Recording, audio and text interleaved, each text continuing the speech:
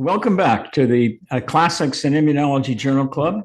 And before we get started, don't forget to go on the YouTube channel and like the video if you do, and subscribe. Click on the bell. Check out my website and the writing tab so that you'll see the classic papers, including the one we're going to discuss today. And the one we're going to discuss today was published in Blood in 2006. The first author is Emmanuel Zorn, and then there's 10 other authors, and then the senior author is Jerry Ritz. And this is coming from the Dana-Farber Cancer Institute in Boston. And the title of the paper is the interleukin-2 regulates FOXP3 expression in human CD4 positive, CD25 positive regulatory T cells through a STAT-dependent mechanism and induces the expansion of these cells in vivo. This is 2006. The background on this paper, as you have probably followed it along in the Journal Club, is that Steve Rosenberg introduced interleukin-2 therapy with a paper that came out in the New England Journal of Medicine in 1985. And then he followed that up with a press release, which at that time, and mostly still is, wasn't really done in the academic, pristine ivory tower circles. Because what he purported to show was that he had a revolutionary new way to treat cancer with IL-2.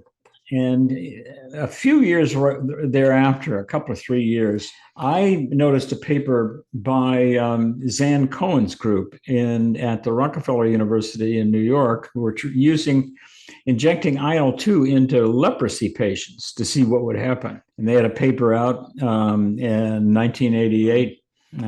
Gilla Kaplan was the principal investigator from Zan Cohen's lab. And I found it very interesting. And so I essentially wrote them a letter and said, I'd like to come and visit and see what's going on down there in the big city. I was still up in Hanover, New Hampshire.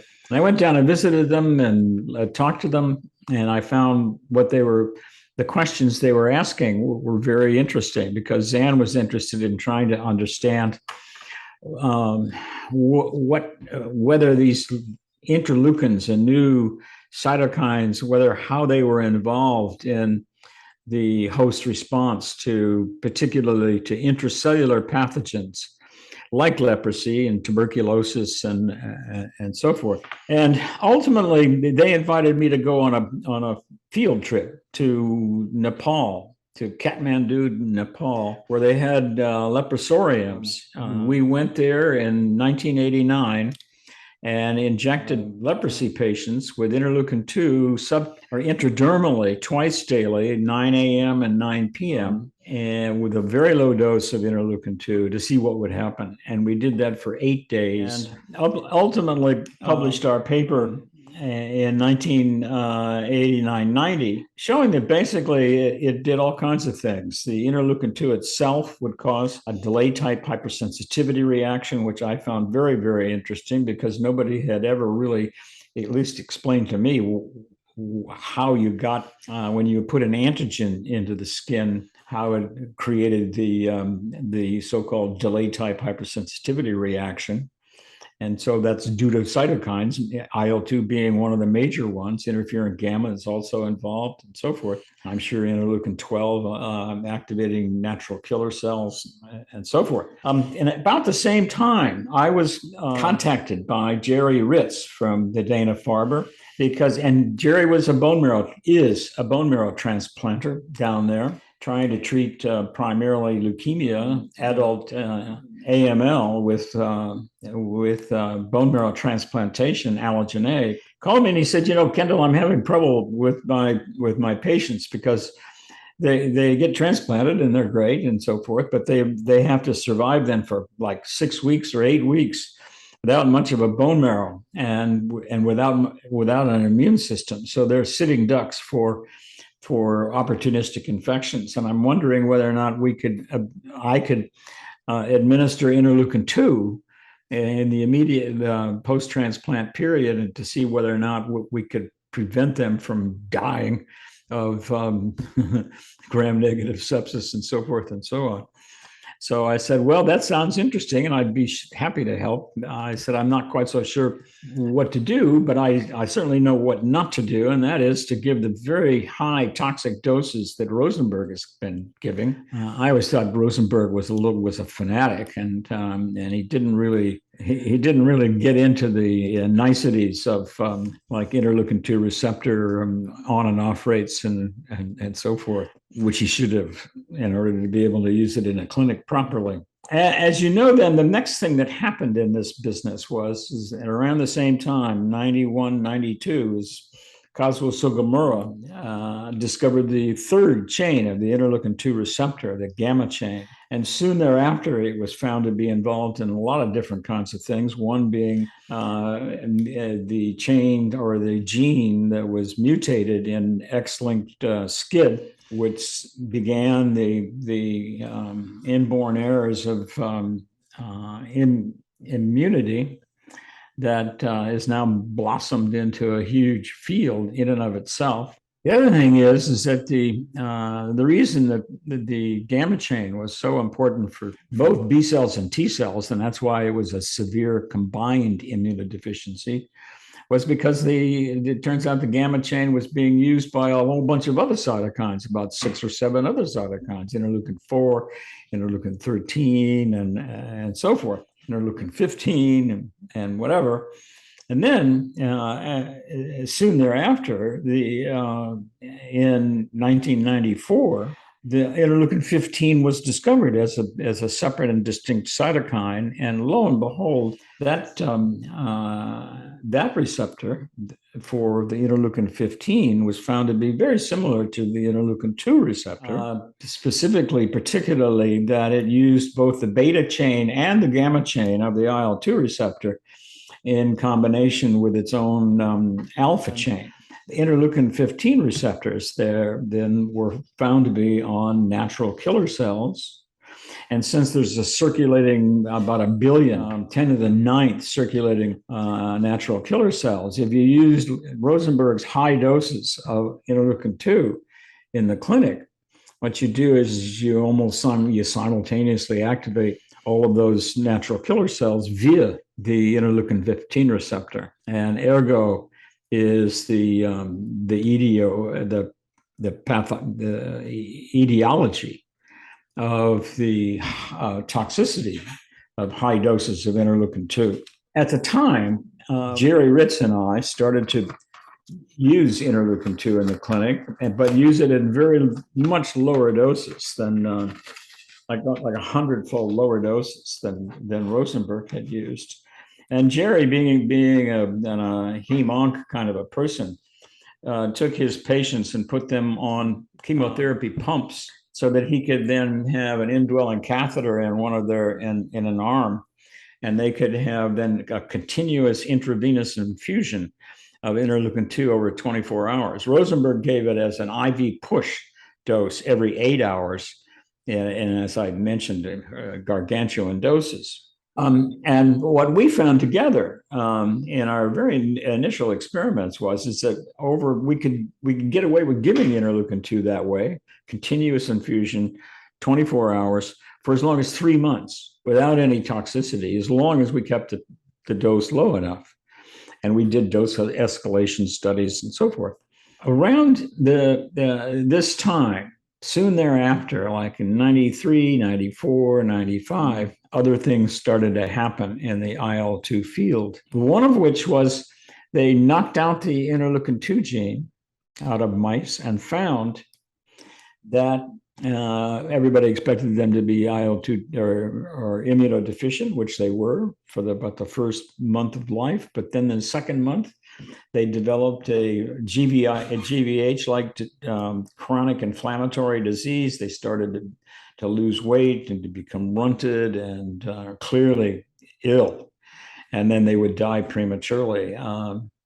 And Ivan Horak did those experiments and published them in 1991. And that was the beginning of the understanding that interleukin-2 is not only a T cell growth factor, but that it is seemed to be very important for the maintenance of self-tolerance. And so I collaborated with Ivan Horak, and we had a paper out in 1996 basically showing that if you could take the newborn mice from the IL-2 knockout and administer IL-2 daily and as an intraperitoneal injection, and if you did that, you could prevent them from developing the syndrome. And as long as you gave them the IL-2 daily, they wouldn't get sick. But then if you stopped the IL-2 therapy within a prescribed time frame of like 3 or 4 weeks, they started to go downhill and develop the autoimmune immunopathology kinds of syndrome. Jerry, back to this particular paper, that was a long background. In the introduction, he goes through all that I've just told you, but much more succinctly than I've just said. And basically what he said is that so IL-2 is important for T cells as a T cell growth factor. And it also seems to be involved in some sort of self-tolerance. And when it's been given as interleukin-2 therapy, either high doses or lower doses, it has stimulated the accumulation, so-called regulatory T cells.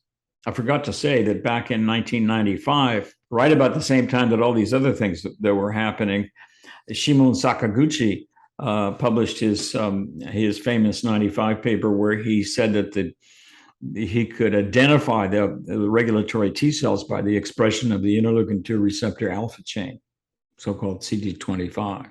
So that with that as a marker, people started to look to see what would happen if you gave interleukin-2 in vivo to people, and they found that the number of IL-2 receptor alpha chain positive cells increased. And in the meantime, the JAK-STAT pathways had been discovered in the early 90s, and it was found that interleukin-2 signals JAK1 and JAK3, which activate STAT3 and 5, as well as the MAP kinase pathway, as well as the PI3 kinase pathway. Then, as we've discussed in the Journal Club in 2003, the recently discovered FOXP3 gene was found to be mutated in patients with severe systemic immunodeficiencies, as well as in the scurfy mouse. So because the IL-2 knockout mouse had the same kind of a immunopathological syndrome, this started to all get very, very hot, essentially. And so FOXP3 expression became a better marker, actually, than the alpha chain, because you couldn't distinguish between recently active antigen-activated T cells that would express the alpha chain versus the so-called regulatory T cells. FOXP3 allowed that distinction to be made. The only problem was that FOXP3 is a regulatory transcription factor, both positive as well as negative. And it's not expressed on the cell surface, so that you couldn't track these cells by flow cytometry, at least not initially.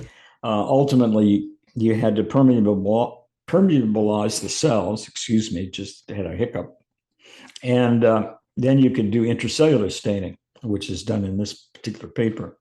In terms of the methods of this paper, the only thing, basically all the methods used were routine methods by now, and so we don't really need to go over them. But I did want to mention that the doses of interleukin-2 that Jerry used in his patients, and Jerry's group at the Dana-Farber, were 200,000 units per meter squared per day, up to about 1 million units per meter squared per day of IL-2. And that really corresponds to about 20 micrograms up to 100 micrograms.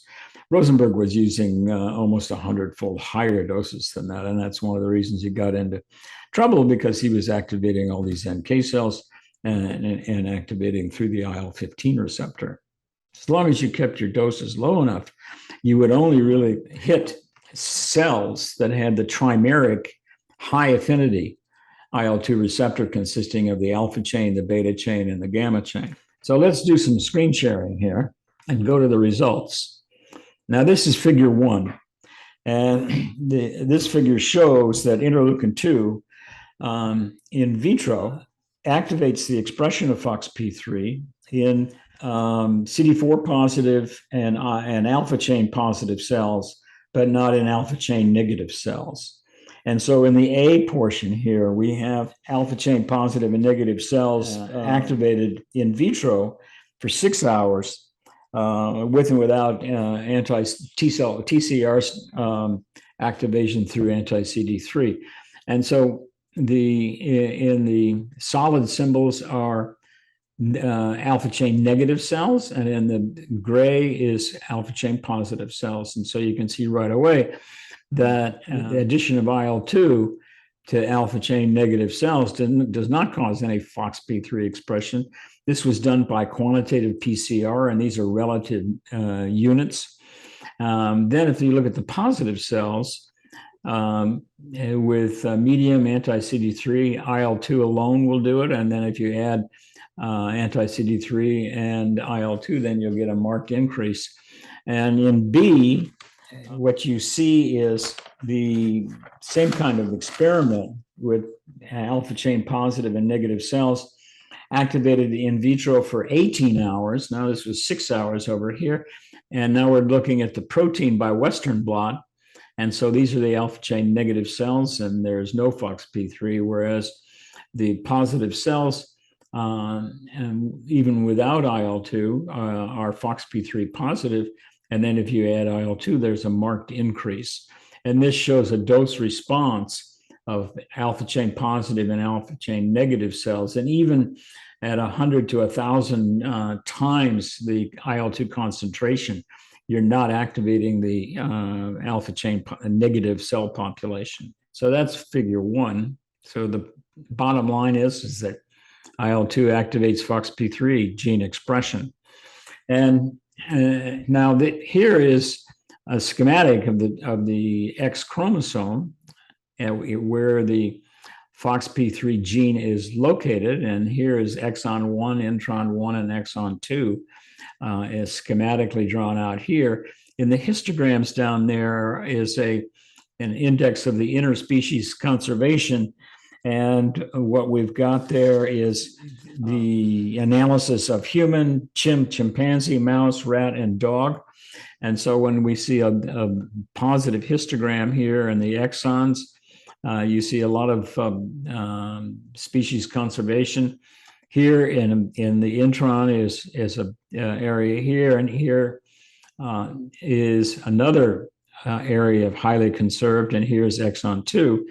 And you can see this is where the FOXP3 gene is located. And there are two tandem STAT5, stat responsive elements here that is dictated in the blue down here. And so, or depicted, I'm sorry. And so then what we have in C or in B is experiments where they've transfected into 293 T cells, the regulatory region of the from that intron, and of FOXP3 wild type or a FOXP3 mutant. And then they've looked at a luciferase indicator, and you can see that with the wild type you get a little bit of with STAT3. A little bit of activity, and with STAT5 for sure. So it's a STAT5 induced gene, 3.5. And here is in figure 3, the administration of IL-2 into people, into patients. In the gray bars are people with wild type, with solid tumors. And then these are bone marrow transplant recipients here. What we're looking at is the percent change in the number of CD4 positive, alpha chain positive cells. And you can see they go from 100%, this is percent increase, all the way up to 1,000 or more percent. So there's a huge increase in the number of, and this is over like 4 to 6 weeks, as I recall.